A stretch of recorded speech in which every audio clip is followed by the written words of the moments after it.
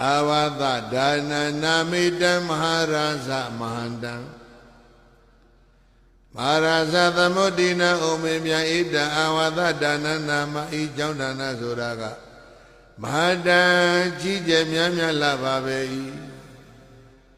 Daumaga avada maya paribodha bhikkhu tange nabi paribodha hoti Thendo ye jango ngabaya thong song lo shi yin Tangaro mya leve thong song lai me Nale ye la Bhaya tharin thong yin Tangaro dile tharin thong do mu lai me Ari la so yin Maya sa bhikkhu tange nasa paribodha ngabyan ne tangaro de tharin thong lo shi yin Dhamma yarani nabi taya yarana leve paribodha yewa Thong song yaရောက်တော်သည်တန်လင်ဟောတိဖြစ်တော်တယ်ဘုရားရောက်ရင်ဘာရောက်လဲတရားရောက်တယ်သံဃာရောက်လာတော့ကောဘာရောက်လဲတရားရောက်တယ်အဲ့ဒါဆိုရင်ဒီเจ้าဟာဘာကိုလှူရာရောက်သလဲတိဟိယရဏေဟိယရဏမြတ်သုံးစုတို့သည်ယရဏဘယ်နှပါမဟာနာတကိဝေဘုရားရောက်ရင်သံဃာရောက်ဘုရားနဲ့သံဃာရောက်ရင်တရားရောက်အဲ့ဒါကြောင့်မင်းကျောင်းလှူဆိုတာယရဏသုံးပါးကိုလှူတာကွာအဲ့ဒီမှာဟောတာနော်အာဝသဒါနသမိန်ဒိဋ္ဌိသဗ္ဗဒါနဒိဋ္ဌမေဝဟောတိကျောင်းအလှူကိုလှူခြင်းသည်သဗ္ဗဒါနဖြစ်တယ်ပြောကြသဗ္ဗဒါနပြန်ပြောကြအလုံးစုံလှူပြီးသားအလုံးစုံဆိုတာကသက်ရှိဖို့လည်းပဲလှူရရောက်တယ်အနာကင်းဖို့လည်းလှူရရောက်တယ်ခွန်အားကောင်းဖို့လည်းပဲလှူရရောက်တယ်ချမ်းသာဖို့လည်းလှူရရောက်တယ်ဟုတ်လားအသိဉာဏ်ပညာအတွက်လည်းပဲလှူရရောက်တယ်ကိုဘုန်းကြီးပြောနေတာဒါလားတဏှာကြီးခွဲနီးနီးဖြစ်သွားပြီဘုရားပြိဿရဲ့ဘုရားဖြစ်စေဗုဒ္ဓဝီကြီးကုံလောက်နီးနီးပြောထားတာအသိဉာဏ်နေမရဘူးလားဘယ်မှာရလဲလမ်းဘေးတဲကုန်းမှာရတာမဟုတ်ဘူးဘယ်မှာရတာလဲကျောင်းပေါ်မှာရတာအဲ့ဒါကြောင့်ကျောင်းကိုလှူခြင်းသည်အာယုဒါနာအသက်လှူဝဏ္ဏဒါနာရောစင်းလှူအာရကြဒါနာကျမ်းမာရေးအလှူဗလဒါနာခွန်အားလှူပฏิပါဏဒါနအသိဉာဏ်အလှူအဲ့ဒီ၅မျိုးကိုလှူတာမို့လို့ကျောင်းလှူကိုခေါ်လိုက်သဗ္ဗဒါနမျိုးပြောမဟာရာဇသမုဒိနာအုံမင်းမြအာဝါဒဒါနသမိတ်ဒိဋ္ဌိကျောင်းဒါနကိုပေးကြလှူကြတယ်ဆိုရင်သဗ္ဗဒါနအလုံးစုံသောလူဒါနမျိုးသည်ဒိဋ္ဌမေဝဘေးလူရာရောက်တော့သူဒါလင်ဟောတိဖြစ်တော့တယ်လို့သတ္တာနတ်လူတို့ဆရာမြတ်စွာဘုရားကိုရောမြတ်ကဝေါစာကရုဏာရှိယူဟောပြတော်မူခဲ့ပါပေသတည်း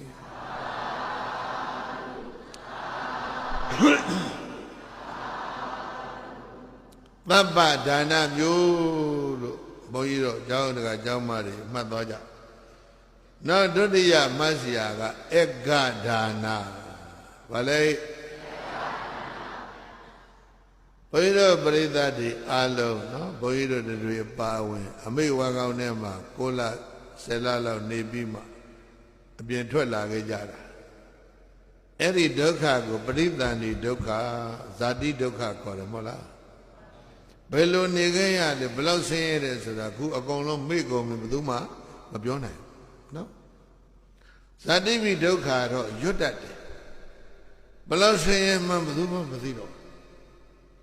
အစာသစ်အစာချက်အစာသစ်အစာချက်အောက်တဲ့ဝန်းရံအစာသစ်အိမ်ညင်ပတ်ပါ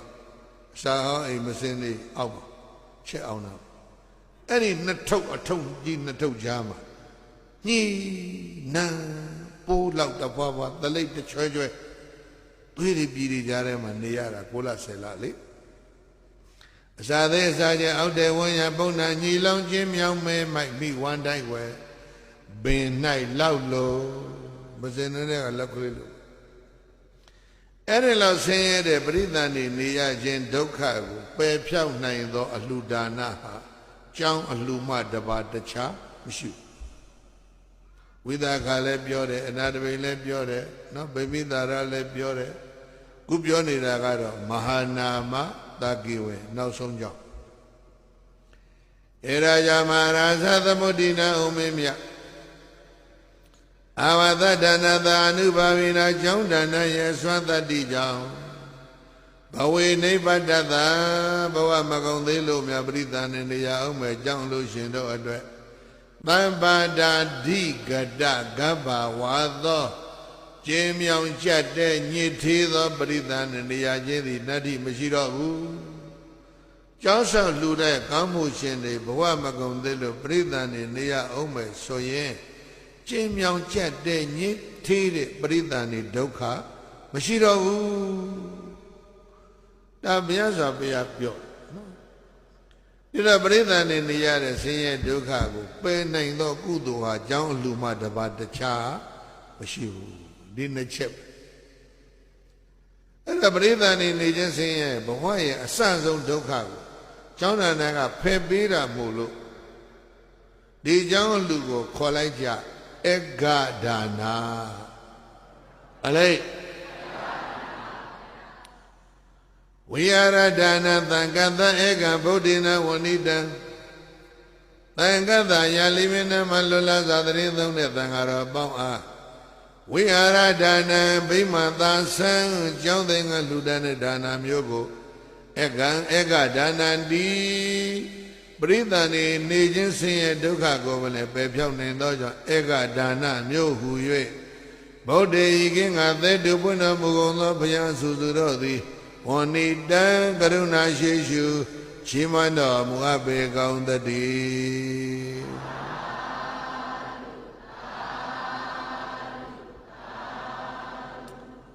မာနတကိဝေမင်းကြီးရဲ့လွတ်တာခမ်းမဆောင်ကြီးကိုကျောင်းအသည်ဆောင်လူတန်းနဲ့နောက်ဆုံးကျောင်းလှူမှာပြောသွားတဲ့အနှစ်ကတော့၃ခုပါပဲကျောင်းတစ်ကျောင်းဆောက်လို့လှူဒန်းတာဟာဘသူကိုလှူမယ်ဘသူကိုလှူမယ်ပြောကြအများကြီးကိုရောတပတ်လှူမလား၅ပါးတည်းလှူမလား၆ပါးတည်းလှူမလားဂိုင်းလှူမလားအဖွဲလှူမလားဘာမှပြောမနေနဲ့ယတနာ၃ပါးလှူတဲ့ဒီမှာပြောသွားတယ်တစ်နော်နံပါတ်1ကလည်းအဲ့ဒီယတနာ၃ပါးလှူတဲ့အကြောင်းအကျိုးဟာနံပါတ်2ဘာပြောလဲသဗ္ဗဒါနမျိုး